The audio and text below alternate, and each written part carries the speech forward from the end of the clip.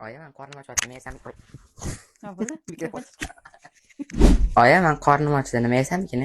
Hozir kechku juda ham nima yeysan? Undan ko'ra bir stakan suv yoki bir piyola choy ichgin, ochliging o'tib ketadi. Yo'q, men qornim ochdi, suv ichib kelmayapti.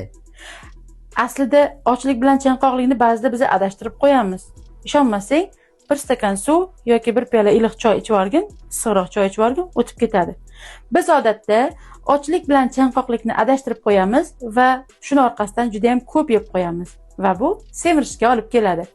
Agarda siz buni aniqini bilmoqchi bo'lsangiz, to'g'riligini bilmoqchi bo'lsangiz, agar suv normasini, kunlik suv normasini joyiga qo'yishingiz kerak bo'ladi. Bu qanaqa bo'ladi? O'zingizni kilogrammingizni 30 ga ko'paytirasiz, shunda sizni kunlik suv normangiz chiqadi.